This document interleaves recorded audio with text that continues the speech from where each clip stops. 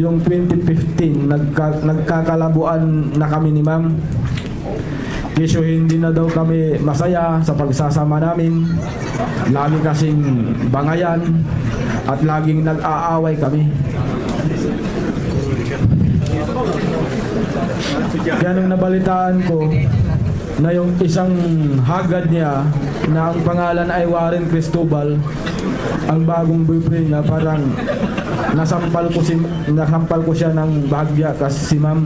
Sabi ko, ubusin mo yata kaming mga security mo. Kaya simula noong January, bihira na akong pumasok sa DOJ, bihira na akong sumama sa kanya. At nag-stay ako sa Pangasinan, tapos nag-text siya, pumunta ka sa Maynila, may pipirmahan ka. Kasi hindi ka pumapasok, sumusweldo ka. Sabi niya, sabi ko, isang beses lang ako sumweldo nitong January nung 15 lang, nung 30 hindi na ako sumweldo. Wala nang pumasok sa ATM ko kasi sa ATM ang swelduhan namin. Tapos nung pumunta na ako, resignation na. Sabi ko kay ma'am, pinagre-resign muna ako na parang nagpapalipas lang ako ng sama ng loob sa Pangasinan. Nakakahiya kasi, sabi niya. At saka tama na rin ito para iwas gulo. Okay, para wala namang talagang gulo, ayaw ko ng gulo, sabi ko. Pinirmahan ko yung resignation letter, mga katapusan ng February 2015. Kung baga, pinwirsan niya akong mag-resign. Si Jonel Sanchez po, nakilala ko dahil close-in security din siya ni ma'am. Ginoong Ronnie Daya, inako mo na sa media nung ikaw ay in-interview sa Krami. At inako na rin ni Secretary de Lima o ni Senador de Lima na kayo ay may relasyon. Ito ay paninindigan mo pa rin ang relasyon na ito. At ang relasyon na ito ay nagpatuloy mula sa kanyang pagiging law practitioner hanggang sa siya ay chairman ng Commission on Human Rights. Yes, sir. At hanggang sa siya ay naging kalihim ng Departamento ng Katarungan. Sa panahong ito, dahil kayo ay narelasyon na, ako ba'y tama na sabihin na nakuha mo ang pagtitiwala ni kalihim Dilima? At nakuha niya rin ang iyong pagtitiwala. Sa katotohanan niya, ikaw ay matiwala sa kanya at hindi lamang tiwala, kundi utang na loob. Ni Secretary or Senadora de Lima, ito bang relasyon ninyo ay nababase sa tinatawag nating pagmamahal? Opo, Your Honor. Ang ibig mo pang sabihin na ang pagmamahal na ito ay maituturing na pag-ibig. Yes, Your Honor. At ang iyo bang pag-ibig kay Secretary de Lima ay wagas, dalisay at matatag.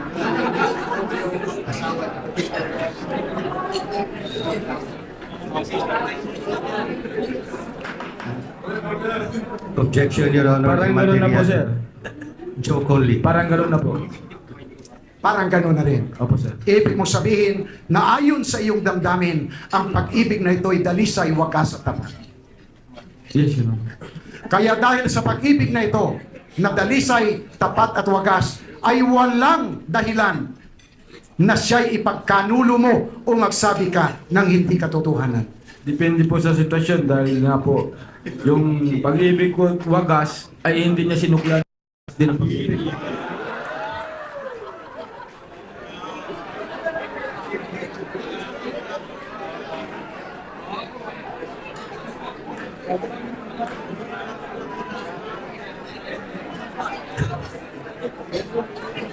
Ginoong Dayan, ang sinasabi mo na hindi sinuklian ni Senadora de Lima ang wagas mong pag-ibig sa kanya. Sasabi mo ba na wagas, tapat at dalisay din ang kanyang pagmamahal sa iyo?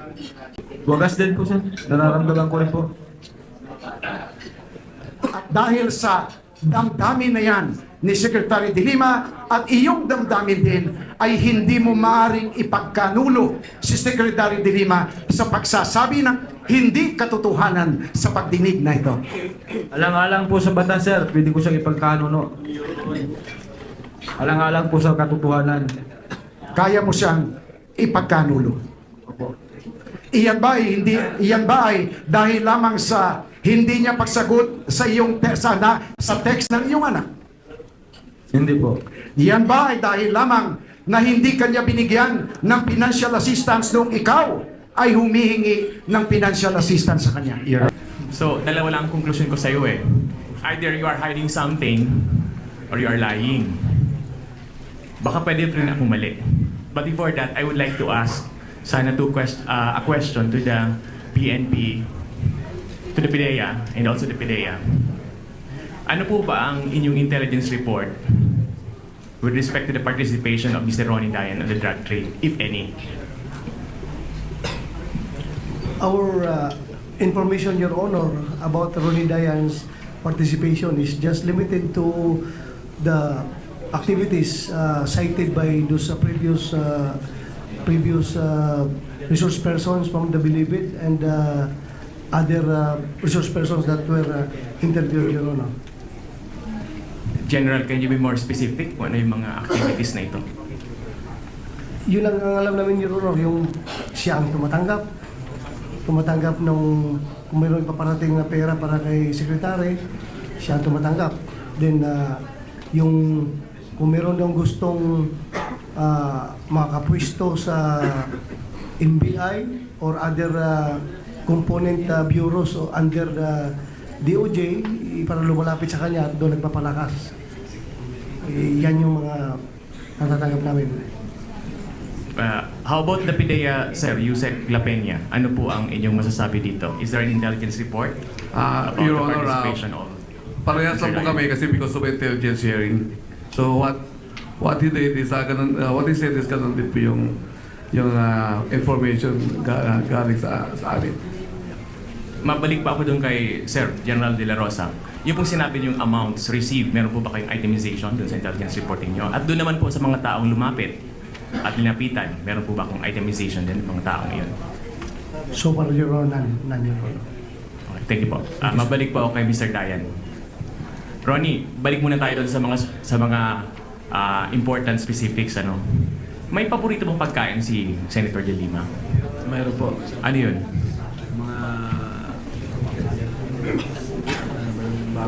Nakalimutan ko yung kare-kare. Kare-kare. Adobong baboy. Mahilig ka ba sa sili? Ako po? Oo. Ay, hindi po. Ay, hindi ka mahilig sa sili. So, may anniversary ba kayo? Sa sitwasyon namin, sir, hindi na namin kasi medyo may edad na kami. Ganun ba? 2007, kailan ka niya sinagot? Yung ganun din taon po, 2007. Anong month? Hindi ko na ma-recall, sir, kung anong month yun. Kasi sabi mo, wagas ang inyong pagmamahalan, di ba? So dapat alala mo yun. May anniversary ba kayo? O baka sila nagka-anniversary? Wala na po sa amin yun, sir.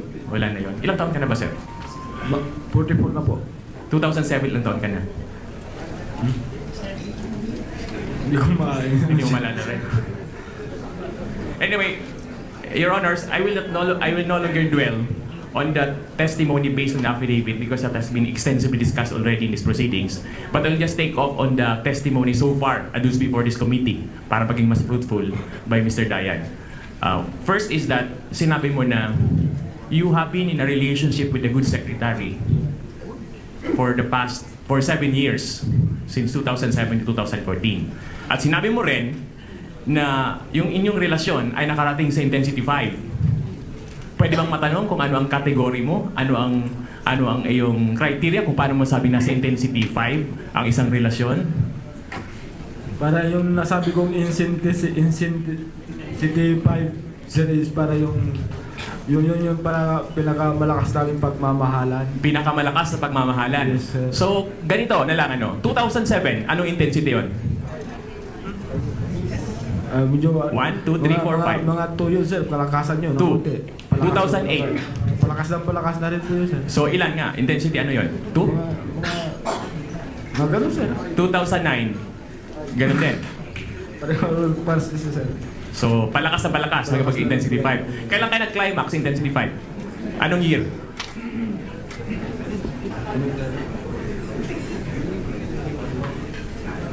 Nung ano na siya, di ba, nasa mga bandang 2010 hanggang 2010. 11, gano'n. Anong nasa DOJ na si Secretary de Lima, tama ba? Okay. Ngayon, pag sinabi mo kasing palakas ang isang relationship, may mga akibat na functions yan, di ba? May mga ginagawa. Pakisagot lang ito ng mabilisan, Ronnie, ano? May mga ginagawa ka bagay kasi nga may relasyon kayo, di ba? Na hindi ginagawa ng ordinaryong driver lang, ordinaryong messenger. Number one, pag-deposito ng pera. Nag-deposito ka pa ng pera. Ano ba yan? Tayo Fast ay- talk ba yan? Fast talk? Congressman Abunda? Yes, Your Honor. Pero hindi ako si Boy Abunda. Pinamadali ko lang. Pag-deposito ng pera, nag-deposito ko ba ng pera para kay Secretary de Lima? Pakisagot nga, tungkol lang tayo sa oras. Hindi po po, sir. Hindi pa? Hindi po. For the past 7 years, hindi ka nag-deposito ng Ay, pera? yung iba siya, nagde-deposit ako. Pero yung... Magkano ang amount sa to? Pag may nung nasa local po, pag nakakasil nagbabayad yung mga kliyente ni ma'am, yung iba dinediposit po. Nung nasa Department of Justice na siya, nag-deposito ka ng pera? So, wala po sir. Wala, kahit isa? Sa secretary po yun. Sigurado ka dyan? Opo sir.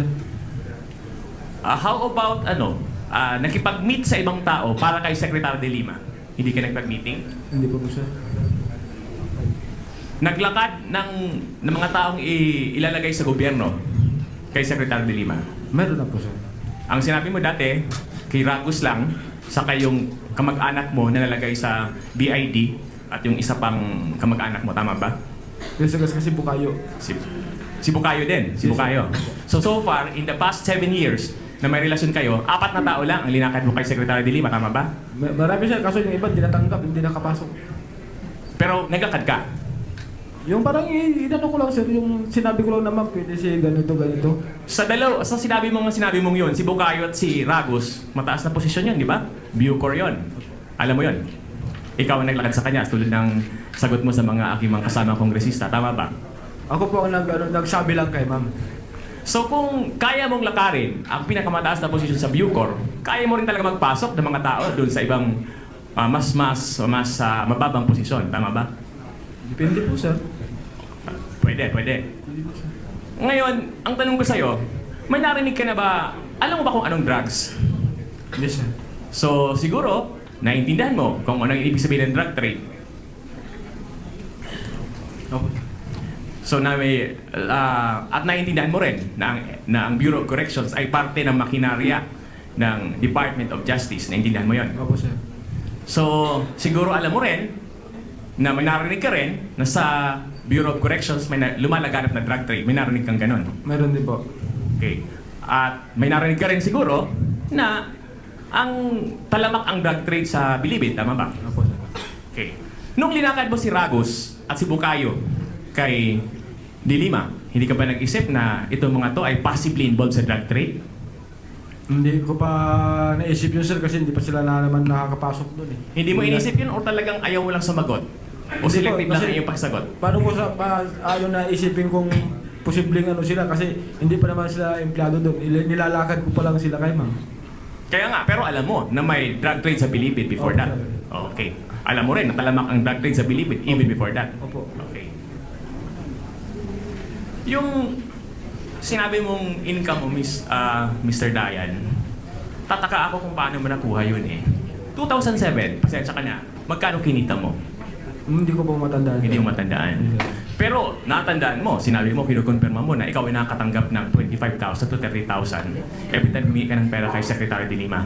Hindi sir. Gaano ba kadalas na humingi ka ng 25,000 to 30,000 kay Secretary de Lima sa isang taon? Saan po? Sa Kay Secretary de Lima, sabi mo pa, humingi ka. sa local sir o sa ano na? Ganito na lang, let's be more specific. 2007, ilang beses ka humingi ng 25,000 kay Secretary de Lima? Hindi pa po ako humingi sir ng ganong mga halaga. Ang huling hingi ko po noon nasa local po kami 2007 is yung 120,000 lang. So mali itong paragraph 6, sabi mo dito, binigyan ka ng 25,000 to 30,000 kung Yun magbigay po siya. yung ano nasa DOJ na po kami. Does it matter? Yes, sir. DOJ yun. Anyway, pero 2007 wala pa siya doon sa DOJ, di ba? Opo. Nasa law firm pa siya. Ano pa talaga? Nasa DOJ siya nang bibigay ng pera o nung nasa law firm pa? Nung nasa DOJ kami, yung 25 to 30,000, yun yung binibigay sa akin noon, tag-araw ng day off ko. Pero siguro naman, marunong ka mag-compute kung magkano ang kinita mo sa isang taon. Kung halimbawa na lang, sa isang buwan, nakakatanggap ka ng mga 3 beses ng tigi 25,000. Sabi mo kanina, meron ka ring overtime na 3,000 to magkano yun kanina sinabi mo? Hindi naman po palagi yun sir na magbibigay ng 20 to 30. So more or less, magkano nga? Estimate lang, per month, magkano nakukuha mong pera? Pag humihingi ako, magbibigay siya mga 15, 20, ganun. Bibihira naman po yung 25, 30,000. ganun. Mukha kang evasive, Mr. Dayan. Hindi mo makompute kung magkano nakikita mo sa Mahina po buwan. ako sa mathematics sir. Mahina ka sa High school mathematics. graduate lang po ako. Ganun ba? Yes, Pero, pasensya na po kayo. pero nagpapapromote ka ng tao para maging head ng Bucor. Dahil po doon sa pakikiusap po kay sekretary. Tumatanggap ka ng pera, mahina ka sa math. Hindi po tumatanggap ng pila doon sa nagpapalakad sa akin. Ganun ba? Ano masabi mo doon sa report ng BNP at ng PIDEA na ikaw ang tumatanggap ng pera para kay Secretary de Lima? Yung tinatanggap kong pera, yun lang po yung kay Kerwin. Pero yung tumatanggap ko ng pera na sa mga nagpapa-promote, ay hindi, wala po. So alam mo na yung tinanggap mo kay Kerwin na galing sa droga. Noong una, hindi pa po.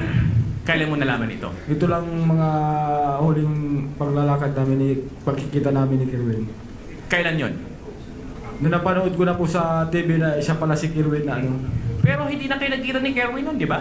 Nung nagkita kayo nung 4 or 5 times in 2014 if you would be believed. And 2015, if Kerwin Espinosa would be believed. Kaya nga po sir. Hindi na kayo nagkita, so paano mo malalaman yan? Kailan lang po ko nakita sa na-drug lords pala yun sir nung pumutok na kayo pangalan nila sa lugar nila. Mr. Ryan, wag mo naman akong paikutin. Oo. Anyway, Mr. Ryan, salamat sa iyong kooperasyon. Last question na lang. Sabi mo, medyo nakakaano kasi yung sinabi mo na minahal mo si Secretary de Lima. Di ba? Kasi kung dito sa Pilipino, sa traditional Filipino culture, kung minahal mo isang tao, papangalagaan mo rin ang kanyang kapakanan.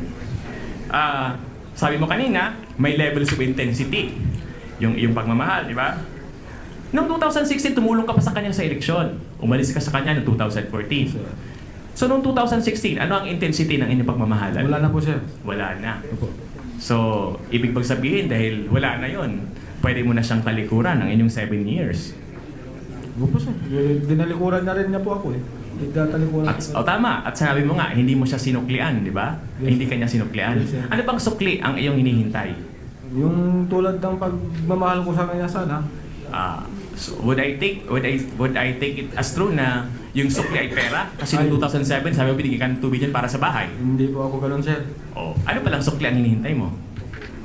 Yung mahalin din niya po ako. Hindi yung bigyan niya ako ng yung suklad ako ng pera. Eh kung wala na nga kayo, bakit kanya mamahalin? Kaya nga po wala na po kami, kaya hindi na po lang siya minahal. Ganun ba? So kaya ngayon, kaya tinawag mo siyang sinungaling dahil hindi mo na siya mahal. Ganun ba yun? Yes sir. Salamat. Ganun. Last question ko, Mr. Dayan. Natutunan ko po kasi sa criminal law, flight is always evidence of guilt. Kung wala naman po palang dahilan masyado, bakit ka tumakas nung unang pinatawag ka ng Kongreso? May tinatago ka ba? Wala po sir. Ang follow-up question dyan sabi mo noon, kasi nag-advise daw nag-text si Senator de Lima, wag ka na magpakita dito. Pero sa tingin ko naman sa'yo, may sarili kang kaisipan eh. Ibig sabihin, pag sinabi ni Secretary de Lima na lumundag ka sa apoy, lulundag ka sa apoy. Hindi naman po. Depende naman po. Thank you, Mr. Dayan. Hopefully, the Filipino people would really agree with you. Although, this representation cannot. Salamat po.